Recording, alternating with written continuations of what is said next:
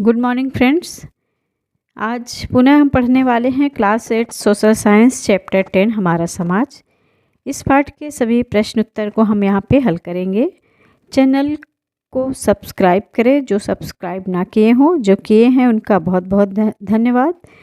और वीडियो को कमेंट और लाइक ज़रूर किया करें। चलिए चलते हैं अपने प्रश्न उत्तर की ओर। प्रश्न: समाज को कर व्यक्तियों को आर्थिक सहायता देकर, उद्योग लगाकर या उपर्युक्त सभी। तो इसमें हम हर प्रकार से व्यक्ति को अगर सहायता करेंगे तो समाज को हम उन्नत बना सकते हैं। इसलिए इसका सही उत्तर क्या होगा? इसका सही आंसर है उपर्युक्त सभी। दूसरा प्रश्न है, मौलिक अधिकारों में शामिल किया गया है विदेश में बसने का अधिकार, विदेश में घूमने फिरने का अधिकार, 6 से 14 वर्ष आयु के बच्चों को निःशुल्क एवं अनिवार्य शिक्षा प्रदान या प्राप्त करने का अधिकार, और खा है संविधान का पालन करना। तो इनमें से कौन सा मौलिक अधिकार में शामिल किया गया है? तो इसका सही उत्तर है 6 से 14 आयु वर्ग के बच्चों को निःशुल्क एवं अनिवार्य शिक्षा प्राप्त करने का अधिकार, यह मौलिक अधिकार में शामिल किया गया है।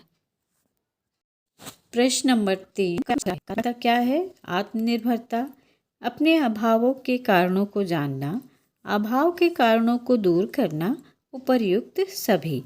तो इसका सही उत्तर क्या होगा? उपर्युक्त सभी, यानी कार्यात्मक साक्षरता में उपर्युक्त सभी कारण आएंगे। प्रश्न नंबर 2, प्राप्ति के समय साक्षरता दर कितने प्रतिशत थी? तो यहाँ पे इसका उत्तर होगा 18%। दूसरा है, नशीले पदार्थों के सेवन से स्वास्थ्य पर प्रभाव पड़ता है। तो कैसा प्रभाव पड़ता है? बुरा प्रभाव पड़ता है। फिर तीसरा है, अस्पृश्यता को घोषित किया गया है। तो अस्पृश्यता क्या है? एक अपराध है। ठीक है। फिर चौथा, अनुसूचित जातियां अनुसूचित जनजातियों के विकास के लिए समाज की मनोवृत्ति इनके प्रति कैसी होनी चाहिए? तो इनके प्रति हमारी सहानुभूति कैसी होनी चाहिए? अच्छी या समानता की सहानुभूति होनी चाहिए। फिर है, शिक्षा से व्यक्ति कैसे बनते हैं? तो शिक्षा से व्यक्ति उत्तम एवं जागरूक नागरिक बनते हैं। 14 वर्ष से कम आयु के बच्चों से कारखाने व होटल आदि में काम कराना अपराध है। तो कैसा अपराध है? कानूनी अपराध है। ठीक। अब आइए चलते हैं अपने अगले प्रश्न की ओर। रिक्त स्थानों के सभी उत्तर यहाँ पे आपको आगे दिए जा रहे हैं, जिन्हें आप देखिए और व्यवस्थित लिखिए। चलिए अगले प्रश्न की ओर हम चलते हैं। प्रश्न नंबर 3, अति लघु उत्तरीय प्रश्न, मनुष्य में सामाजिकता का गुण किस कारण से है? तो इसका उत्तर है, मनुष्य में सामाजिकता का गुण पारस्परिक निर्भरता के कारण होता है। प्रश्न, हमें प्राचीन भारत का समाज कैसा था? यानी हमारे प्राचीन भारत का समाज कैसा था? तो उत्तर, हमारे प्राचीन भारत का समाज उन्नत व समृद्धशाली था। प्रश्न, उत्तम नागरिक लोकतंत्री सरकार के संचालन में कैसे सहयोग करते हैं?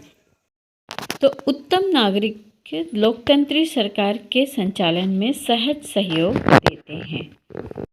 लघु उत्तरीय प्रश्न नंबर 4 का पहला, लोकतंत्री देश में सभी नागरिकों को समान अधिकार क्यों दिए जाते हैं? तो लोकतांत्रिक देश में सभी नागरिकों को समान अधिकार इसलिए दिए जाते हैं जिससे सभी अपने धर्म व अपने समाज का समुचित विकास कर सकें और सभी परस्पर सहयोग द्वारा देश हित में कार्य करें। अगला प्रश्न है, किसी एक सामाजिक समस्या का कारण बताइए।